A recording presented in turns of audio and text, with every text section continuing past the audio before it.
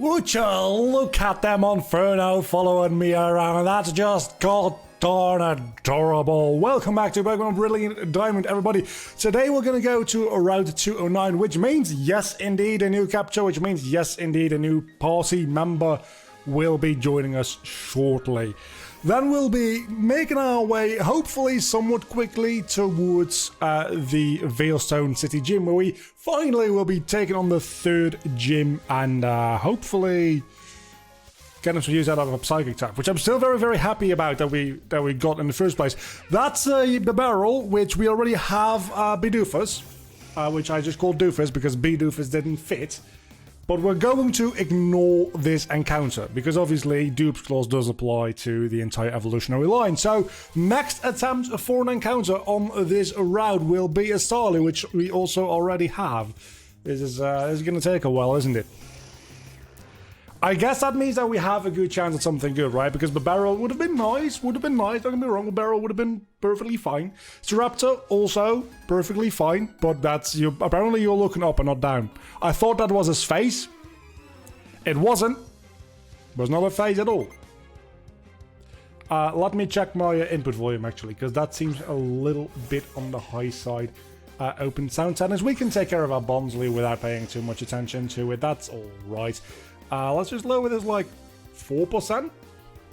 And maybe I'll be doing a little bit less clipping. So Psycho Cut should make short work of this Bonsley, in theory. Okay, you actually take that remarkably well. And now you copycat. I don't really care if you Psycho Cut me, because your attack stat is going to be... There we go. Nothing. Absolutely fucking nothing. Maybe Confusion will actually deal less damage. I always forget how Psycho Cut actually works. It uses the user's physical attack instead of its special attack, right? But it is a special, but it uses the special defense of the opponent, or does it just use the special attack and use the physical defense of the opponent? I think it's the latter. Which means that doing it against a Bonsley probably has a fairly high physical defense. That probably wasn't a great idea. Let's just try it again, see if it works any better on this Pichu. Oh yeah, that's loads better. That's also a critical hit, so that's a non-valid data point now. I'll probably just look at the description of the move and see what it does. That's probably a better idea. I am aware of this.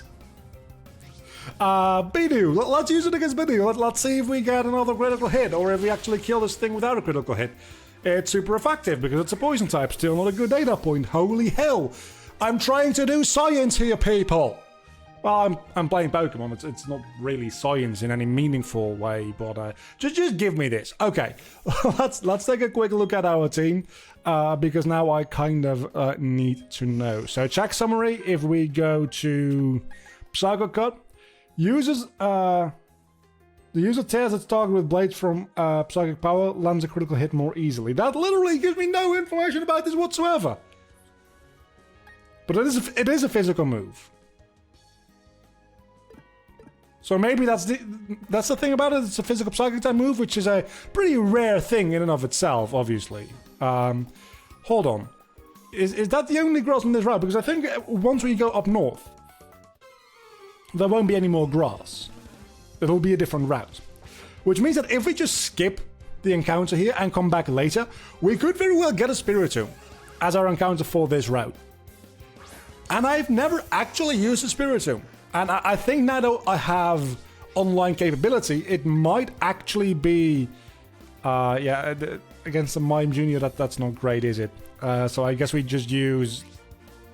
Confusion against the Bonsley, and then that would be super effective against the Bonsley as well. I don't really care. I'm assuming that the Spiritomb, you still have to like make a connection with like 100 people or something, or 50 people or 10 people, I don't know what it was, through the underground. But obviously now you have online connectivity, so that's probably going to be a hell of a lot easier.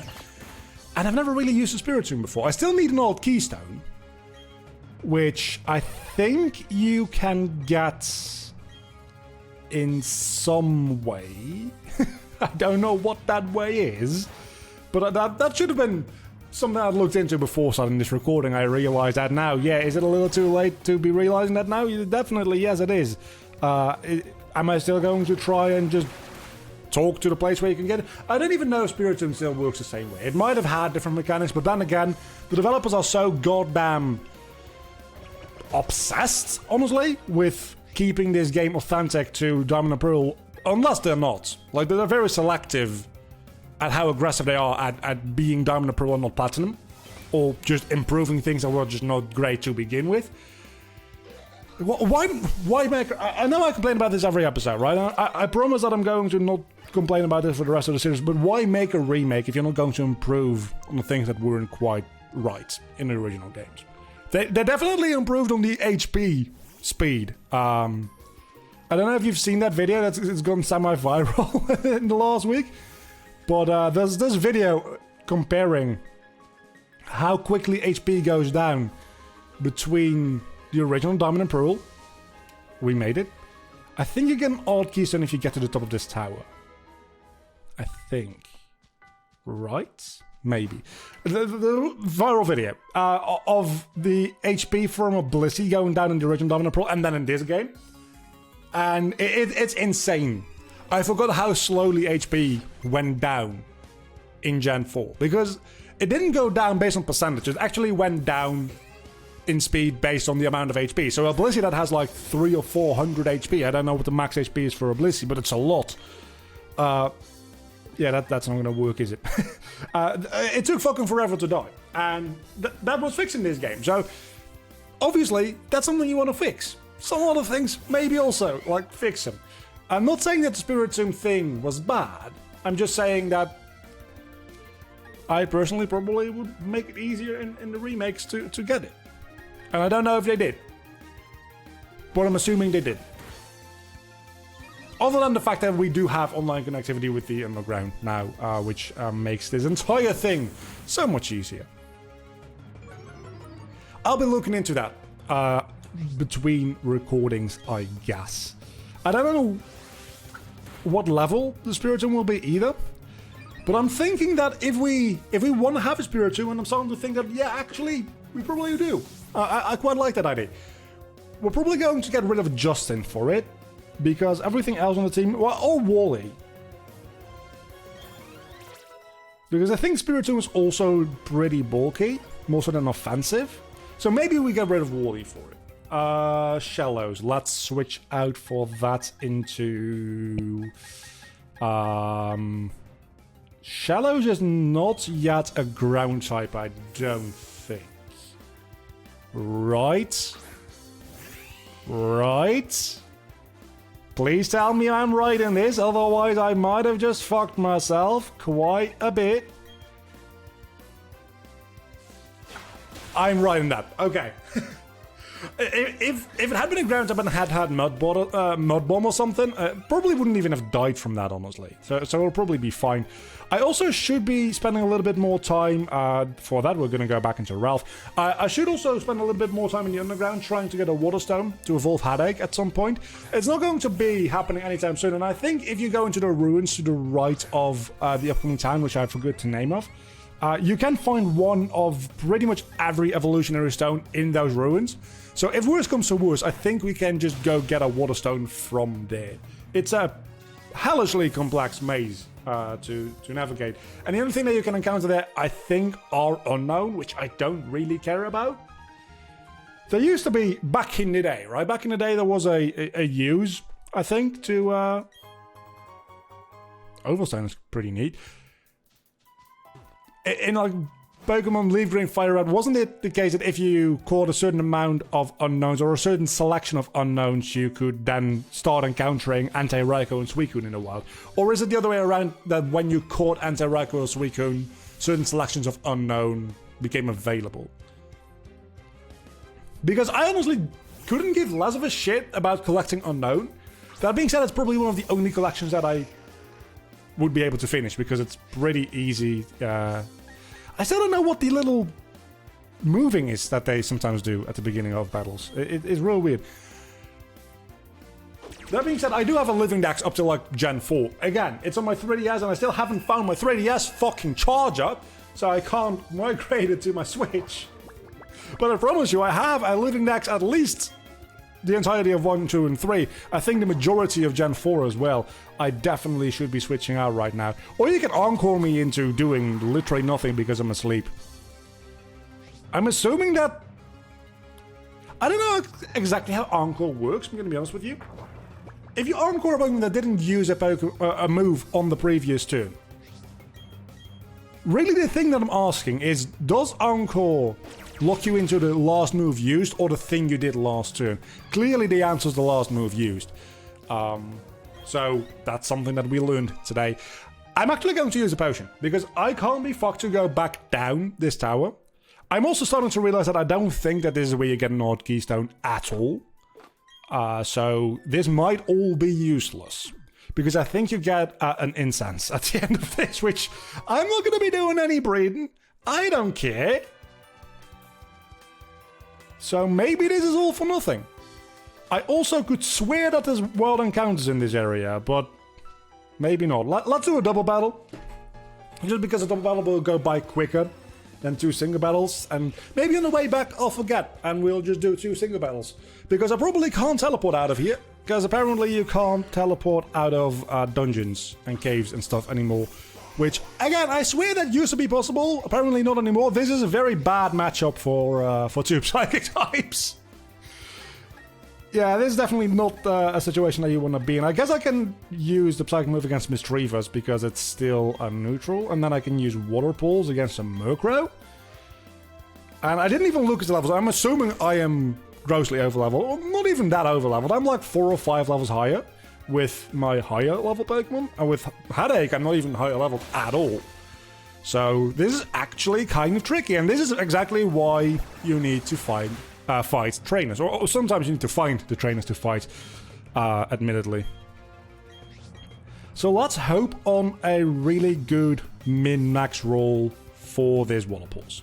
Or on a Confusion and Hidden itself. That would also work fantastically, I will take that. You might be able to notice that I'm taking my sweet time moving through the game. That's 1 HP! Oh, you took that remarkably well. Yeah, so Alakazam literally can do nothing here, so I'm going to switch you into Sparky, and then I guess I might as well switch you into like fucking Ralph or something. Not into Holy. Holy doesn't need the experience. And Wally, let's be honest, is probably gonna get yeeted off the team relatively quickly. So, don't really care about giving him experience. So, this is probably the best thing to do. And Sparky is going to just spark this thing to death.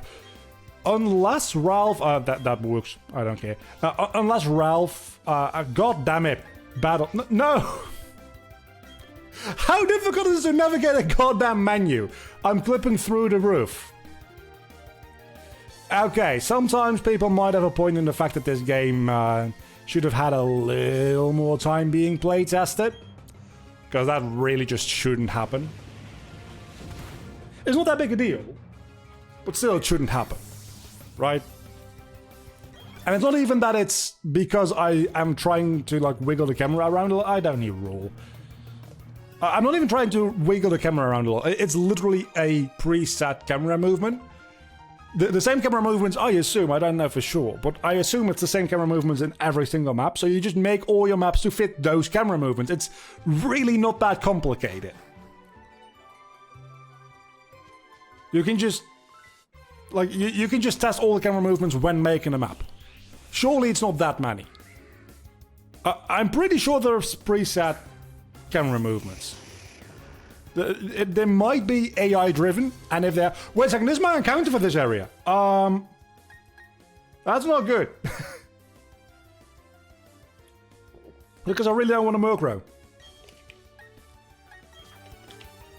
Anyway, so if it's AI driven, and like based on the amount of Pokemon on screen, and the size of those particular Pokemon on screen, that kind of makes more sense, I guess, but still... I don't think that's the case, because we figured out in Pokemon X and Y, right, when we did that a while... Okay, that... I didn't think that did that much damage. I guess the level ups are worth more than the Murkrow. But still, that's kind of a shame. We figured out in Pokemon X and Y a while ago, right? When we were doing the Nuzlocke for that. Like a year ago at this point, I think. That we... that the size of the Pokemon are dependent on each other. So it's not even that there's a very big size difference in how big the Pokemon can be in the map and on screen. So yeah, there's nothing of value here. I guess the Strength HM unlock is kind of neat. Can it teleport? Can't fucking teleport. Also, do I have an escape rope? Because I will use it. I don't think that I do. Hold on, did I? For some reason I thought I saw escape rope there. I mean, I didn't. Obviously.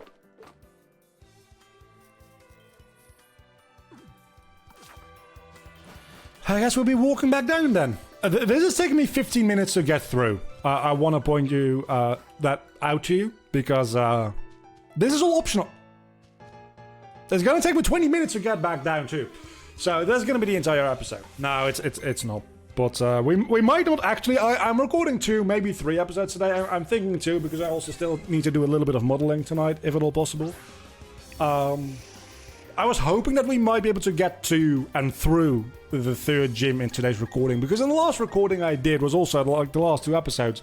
I also didn't do any gyms, and I know that once we get through the 3rd gym, you go through like the 4th, 5th very quickly, and then the 6th. And then it takes a moment before you get to the 7th and 8th. But still... You know what? I have a challenge for you. Hello, Pikachu. I don't dislike it, but I also don't quite appreciate the fact that Pikachu now, as its default cry, has its anime Pika cry, instead of just a normal bunch of noise like any other Pokemon does. It's kind of bullshit. But what I'm saying is, I would very much like you to send out your son as the next Pokemon to battle me, because that means that I can kill him. There's no justification there. It's just... Look at his smug little face. Look at that. Look at him. He looks like a dick. Acting like... I'm realizing that there might be cosplayers watching this. I don't mean this against you. And now I'm thinking... Okay, this really can't go any good way, can it? Because the next logical thing to say is, I just hate parents that make their kids wear costumes. And that's like literally every parent, so... maybe I just hate kids.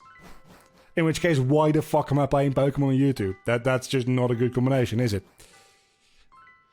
So, regardless, we still have an open encounter on Route 206, which means... 209, I mean. Which means that we can still get the Spiritomb if I look into how to get it. But we'll be doing that all off screen. And if I do that, I'll just start the episode with me trying to capture the Spiritomb. And that'll probably be the start of next recording session, if that's the case. Because I'll just put in a lot of time and effort into actually doing that.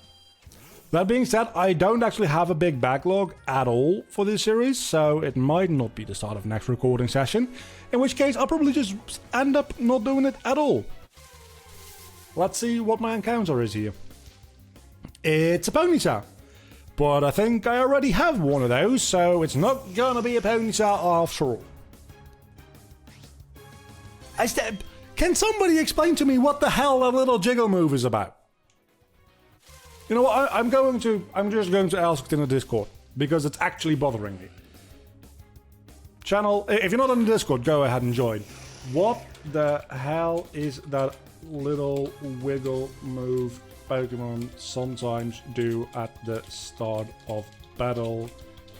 Driving me nuts. Let's see if we get an answer before the end of this episode. There's a wild encounter, right? Yeah, it's my encounter for this route, but it's a Ponyta, so I already have it. One step and we have another encounter.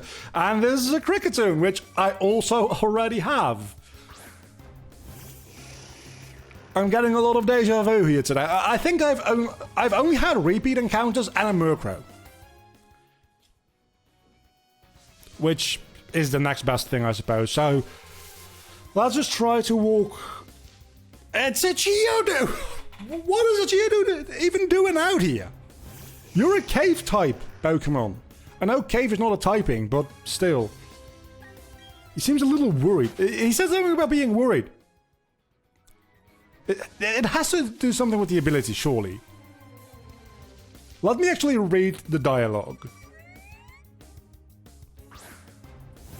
Justin. Okay. Now it said nothing. But I don't know what this is about. I'll keep an eye on the Discord as we go along in this recording session, but it's weird, dude. It's another Ponyta. Okay, somebody's explaining. Somebody's explaining. Let's experience this revelation of knowledge. It's affectionate friendship thing. The more they like you, the more you will see it. Okay, so apparently Justin likes me a lot. That's a good thing? Good. Very good. I don't like having it happen at the start of every single fucking battle. Because it gets real, like, repetitive and annoying real quick. This is legit going to be a speedrunner thing. Is making sure your Pokemon don't like you too much because it's going to cost you frames in every battle.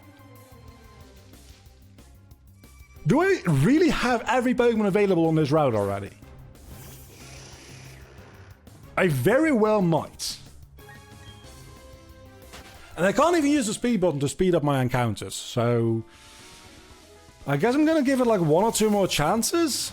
And then we're just going to fucking bail on this route. Because it seems like maybe during the daytime there's something that I can catch here. But so far it seems like I already have everything that is available on this route. Which is... wow. Just straight up wow. Yeah, I'm gonna bail on this route. I think I already have the entire catch list. Which... I don't think that's happened a lot to me before, ever, in any Nuzlocke. Where I just have to... this is not even a Nuzlocke, but you know what I mean with the catching rules, right? Where I just have to bail on a route because I already own everything that's available on it. Maybe we get a little bit better luck on this route here. Route 215, let's see.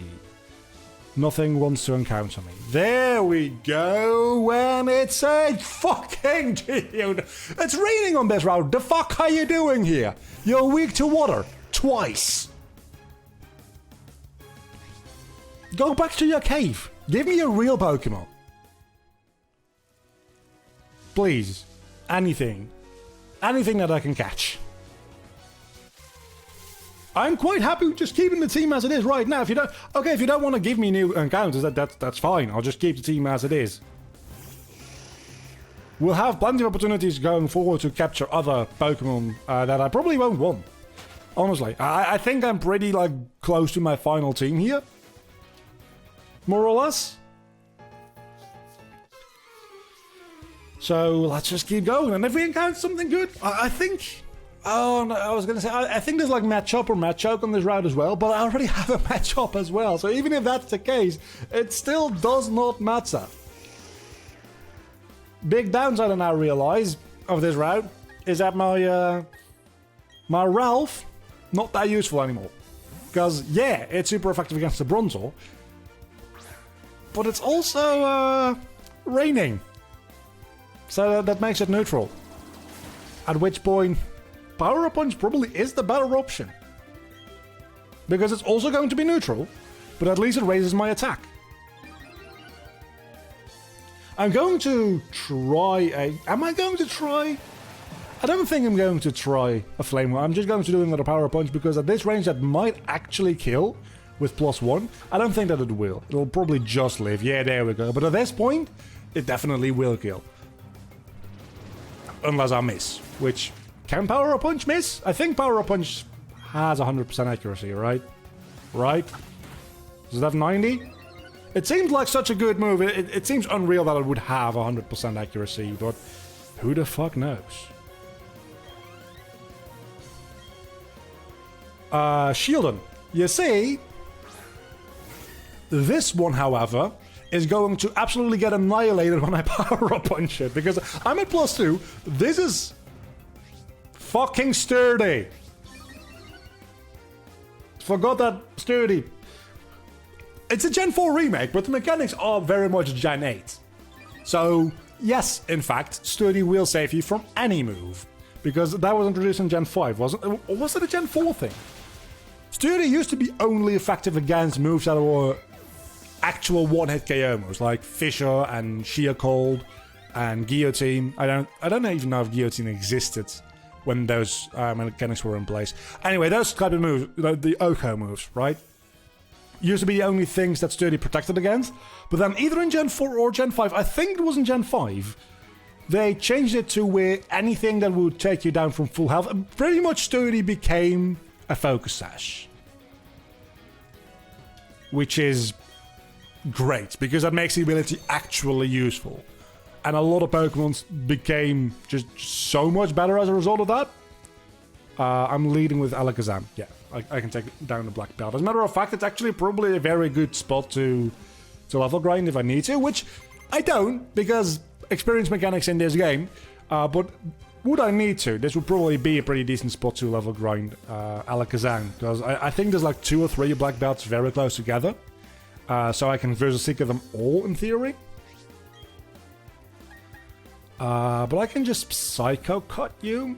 I'm still thinking that Confusion, more or less, probably is the better option to go with most of the time, because my physical attack is sad. Just real sad. But I also realized that I'm not as over-leveled as I was even like half an hour of game time ago, which was like the start of this episode, because I skipped quite a lot of training battles. Then again, I also went out of my way to do something optional, so maybe, I don't know, maybe the level curve in this game isn't as bad as I've been complaining about, and maybe the addition of the actual... What I'm thinking is happening, right, is this is actually where the game is supposed to start getting difficult, and it's just turning from easy to not easy. Just normal, just medium difficulty is what it is at right now. But this is where it's supposed to start ramping up to actually being difficult. The second gym is usually where I get absolutely obliterated in Nuzlocke in Gen 4. Which is just sad, because it's the second gym out of 8. But it's mostly because just after the second gym you get so many opportunities to capture Pokemon. And before it, not really that many, right? So you go into the second gym usually having a pretty badly prepared and badly synergizing team. Whereas any gym after that, if you survive through the second gym, you'll probably more or less be fine. So that is why the second gym usually ends up throwing me, which is... I've said this before, but I honestly think that the most difficult part of most Nuzlocke, or maybe not even the most difficult, but the most important part of most Nuzlocke is the first 2 or 3 gyms. Because that is where you can build momentum, you can build a backup of Pokemon in the box, so you can... Fistplate, that makes sense. A backup of Pokemon in the box, so that you can make a well-working team and all that kind of shit and jazzle and stuff. Why is this even here? Seems like it'd be hiding something, but it's not. If you can manage to get through the first, like, third of the game, the Nuzlocke isn't as difficult anymore. If you struggle through that first bit of the game, which I usually do, Nuzlocking becomes a lot more difficult. Because things die easily in the first bit of the game. You don't have a lot of type options. You don't have a lot of good moves. And just generally, you're in a bit of a pickle. Well, yeah, rain is falling, and I would assume that the fire type would get a little frustrated by that. Yeah, that does make sense. I didn't really need a full heal. At all. But we made it to Veilstone City within half an hour. I mean, we have to do this double battle, but who cares about double battles? They are very scary, especially since it's a double battle against 2 ace trainers, actually. That's probably should have done this one at a time. I realise that now. But then again, Justin will be able to take out the Monferno very, very easily, so... but it's also still paralyzed. Remember when I said I didn't need the full heal? I don't, because I have a paralysis heal. And then let's switch you out for Ralph, because Ralph can power up punch the Glemio, get a little +1, deal super effective stab damage, maybe take out the Glemio, probably not quite. But next turn then, it will definitely take it out, it'll be a +2, and whatever its second Pokemon is, okay, that's just rude. Please Flame Wheel me. Well, you were going to Flame Wheel me, you know. I meant Monferno. Just Flame Wheel the fire type. You didn't, which again, quite rude. But we can Power Up Punch the Glemio, which... Look, there's one suggestion that I want to make to Pokemon developers. And that is, if you want to make the game even easier than it is right now, with just a little quality of life improvement, you're already telling the player at this point, even without the player having to figure it out on their own or whatever, you're just telling the player when they see a Pokemon which moves are super effective against that Pokemon. In a double battle or a triple battle, do triple battles even still exist? I don't know. But in a double battle, you should definitely... that's probably good to have, isn't it? You should just have the Pokemon that's weak to the move that you're about to use auto-selected. This is actually quite a tricky thing to decide or to get rid of, because Payback is really good. Gyro Ball is... the slower the user is compared to the target, is really good as well. Confuse Ray is... so it comes down to Confusion or Confuse Ray, and what I'm thinking is that I'm going to use Confuse Ray only when I want to damage something. And Confusion has, I think, a 30% chance to confuse anyway. So, we're sticking with Confusion, as you can clearly see. So, Monferno, why are you still alive? I thought I used a Psycho Cut on you again. Or did that not happen yet? You have a Kadabra. This suddenly seems awfully familiar, doesn't it? Yeah, this is kind of uneasy. I guess I'll just show you that that having an Alakazam on a slightly higher level... I was going to say Infinite, but it's not quite an Infinite yet. Monferno is what's giving me the edge here, but it's almost the exact same setup. It's just lower leveled, and you don't have any friends to help you get an Alakazam. I say while you're standing right next to what I assume is your boyfriend. So that makes no goddamn sense. Should I have used Scratch over Flame Wheel there? No, definitely not. Because the stab would at least offset the rain a little bit. And just the difference in power in general. You also have a Gyarados. Okay, that I am scared for. That I do not like. Because it's literally weak. Well, I'm literally weak with Monferno to both of its typings. So we can Psycho Cut it. And for this one, I will actually use Scratch, as sad as it is. Let's see how much damage Psycho Cut does. Oh, that is pathetic. And if it has a Water type move, which it does, yeah, Monferno is fucking dead. There's no way you're surviving that. Okay, that's kind of too bad. No matter, doesn't matter. We can, oh, Sparky, Sparky, my good old buddy, old pal.